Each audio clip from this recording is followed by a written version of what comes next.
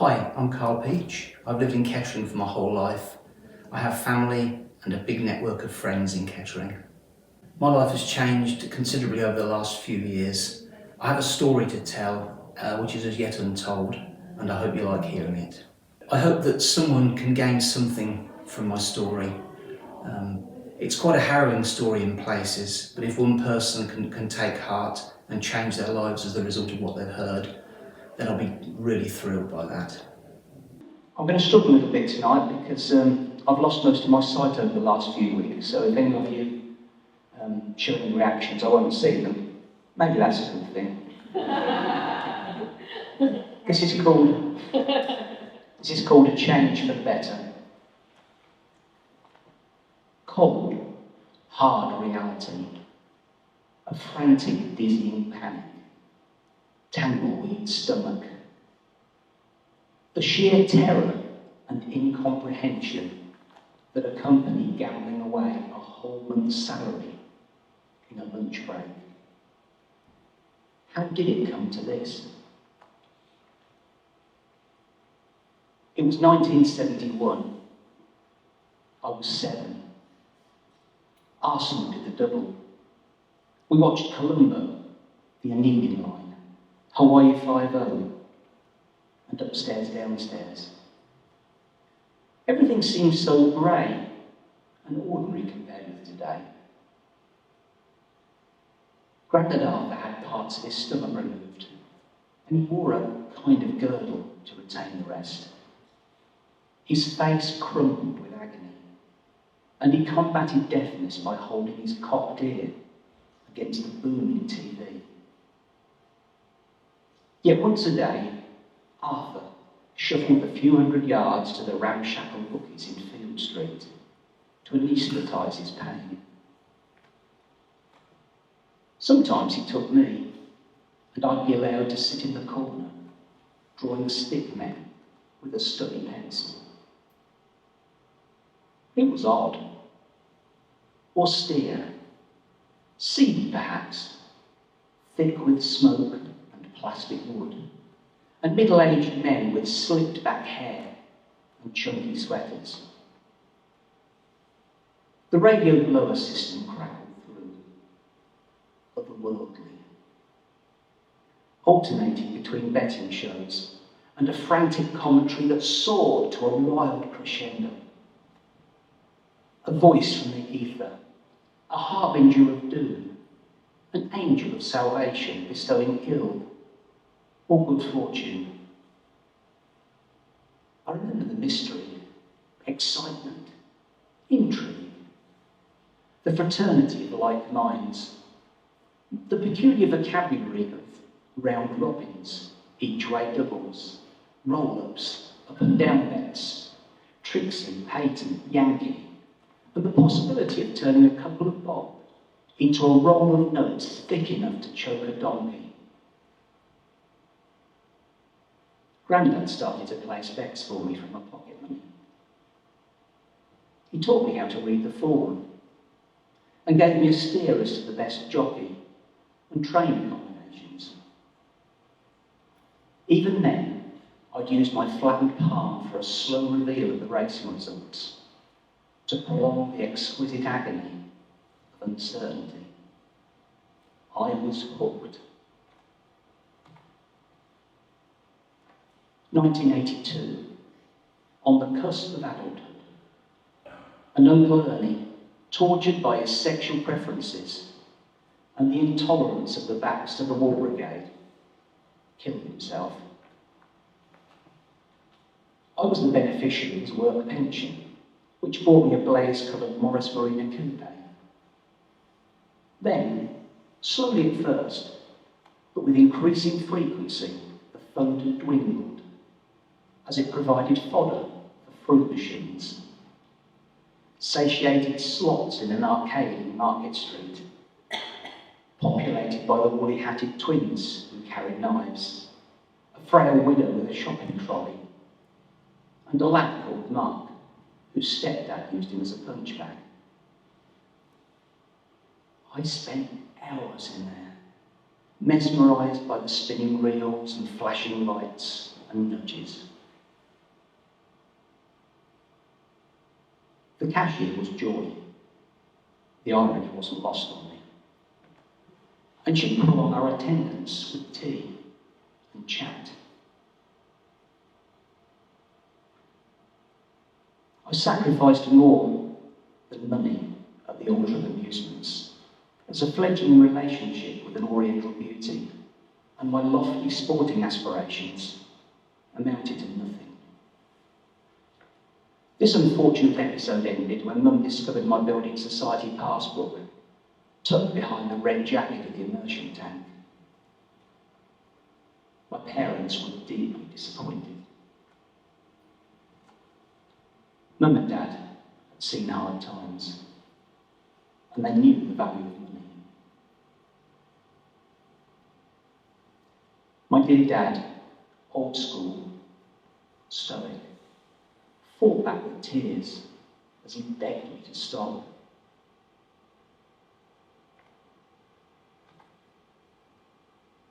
I didn't start gambling. Instead, I treated it like a second job. There were spreadsheets, journals, form guides, and a profit and loss ledger that showed me firmly in the black. My knowledge grew. I published 2 horse racing systems which I sold in the Racing and Football Outlook. I considered various ways of turning a profit, including the effect of the draw, the prevailing weather conditions, and the distance travelled by the horse to the races. I met with the owner of the National Horse Racing newsletter and contributed advice and wrote articles, and reluctantly assumed an expert status. In 1988, I told everyone who would listen to back rhyme and reason to win the Grand National. Don't back it each way, I said. Just double your win stake. In my estimation, if the horse didn't fall, and on good soft ground that would suit his stamina, he would surely win. Although he slithered to his belly at Beecher's Brook, jockey Brendan Powell stayed on board and skillfully and manfully hoisted him aloft. And now at the back of the field, he gradually passed the horses and pinged the last and pulled clear on the long running to win by a tidy 4 lengths. There were cream cakes and high fives at work, and I basked in the glory and adulation that followed. Call Equine, Guinea Hunter, Mini Homer, Cypher Malta, Go Ballistic. The names of these magnificent beasts are etched in my mind.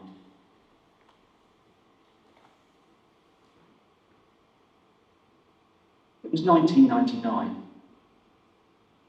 We approached a new millennium. I had a high-powered sales job and was completing a postgraduate management course. I pursued my passion for horse racing and would soon welcome a second beautiful daughter into the world. I had drive and determination in bucket loads. Yet at home, I walked on eggshells. My marriage was a ticking time bomb that I was ill-equipped to defuse. I was torn between staying at home and anxiously awaiting the inevitable, or seeking solace and the prospect of excitement elsewhere. Life is full of twists and turns. We rarely chart a straight course. When I received the award for Best Management Student, it was the crowning glory of my efforts, and I was bursting with pride. The award was to be presented at my old school by my former biology teacher, now an MP, and a future cabinet minister, and all this a 5-minute walk from home. Yet my elation turned to dismay as my wife declined the invitation, as it wasn't her sort of thing. I remember little about that evening, save for a feeling of cavernous emptiness.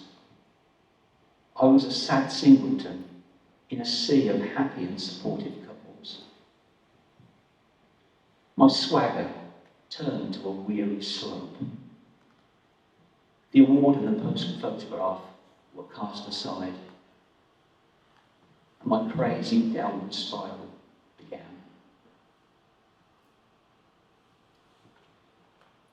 The next 18 years, a little more than a blur, as I lurched between bizarre and ill-considered escapades.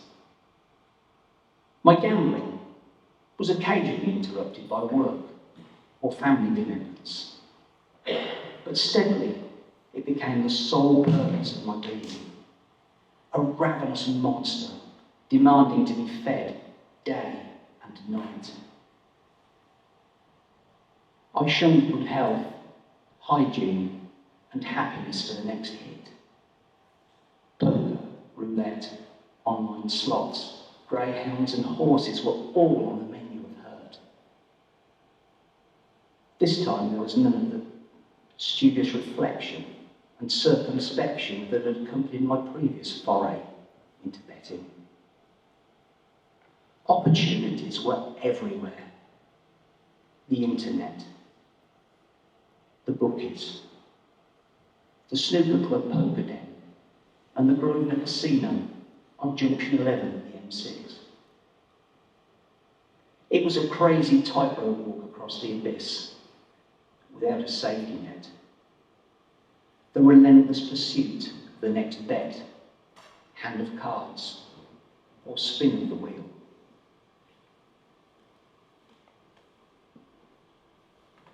The gambling compulsion required a second job, extra lines of expensive credit, the sale of assets including all of my 1,000+ CDs, trading down from an Audi A4 Quattro to a bog standard second-hand Astra. And when that money ran out, it took successive remortgages to fuel the madness. I drove without tax and insurance. The warning lights flashed on my dashboard, and there were mere vapours in my fuel tank. Bills were unpaid, letters unopened, and phone calls unanswered.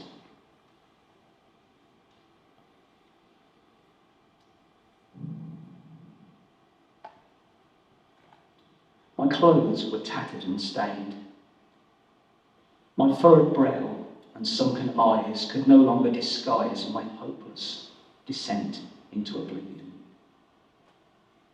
I rarely slept, and when I did lapse into a forced slumber, I hoped, above all hope, that I'd never wake up. Winning and losing soon became an irrelevance. My only objective was to lose everything. And I did. A house, a marriage, a job, and every last shred of self-respect. I was a selfish beggar, thief, and liar. Gambling reinforced and amplified my self-loathing. Looking back, I estimate that I lost between £250,000 and £300,000 throughout my adult life. A staggering sum by anyone's reckoning, and one that brings with it colossal and irredeemable feelings of guilt and shame. I don't know where rock bottom was. I'd bounced around there for such a long time. Yet when I headed northwest on June the 12th, 2017, it was to change my life forever.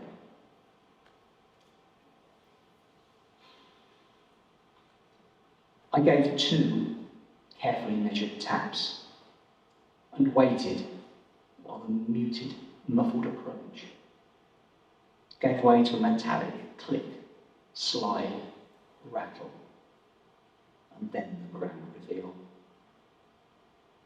Smouldering, tumbling scarlet tresses, azure ice blue eyes, shapely dancer's legs, and ornately inked arms.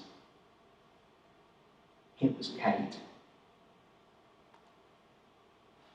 It was rude to stare, but she enchanted me with her gaze and enthralled me with every syllable of her clipped, pip-spitting voice that demanded obedience.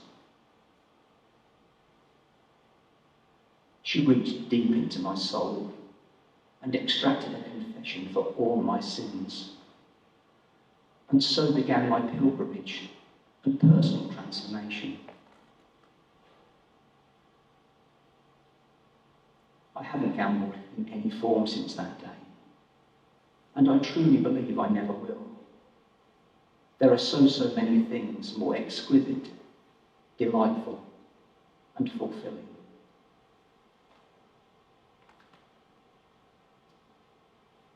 For the next 2 years, I was hers. Sometimes she was soft and gentle, at other times harsh and uncompromising. Kate destroyed and dismantled me, and then tenderly put me back together with enhanced confidence and self-worth. I'd pen verses for her in pretty cards with a nervous shaking hand, and she'd eagerly anticipate the poetic vignettes and reread them with a broadening smile. Then, on one fateful Friday in late April, I nestled into her bosom and listened to her heartbeat, rhythmic and calming, fading slowly, a prelude to sleep, the gentlest of tyrants.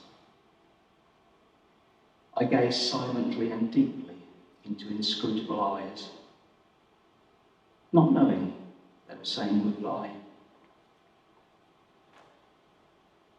The coda to our sweet symphony was a poem from me and a promise of fond wishes, and a double underlining kisses for her from her. She banished my demons and helped and inspired me to believe in myself.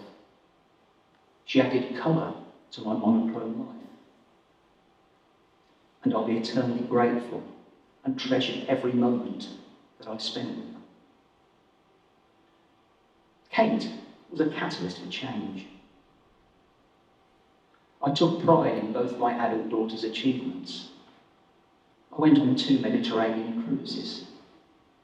I started writing regularly, published a poetry book, took voice coaching lessons to help me to perform live. I ran 2 half marathons, lifted heavy weights, and walked 1 million steps in a month. I reignited my passion for live music and taking part in quizzes. And now, I'm working on projects with friends and colleagues that fill me with excitement. It's my daughter's wedding on August 1st. I want to make her proud. I look to a future filled with hope and optimism, and I'm thrilled by the joy of possibility. Thank you.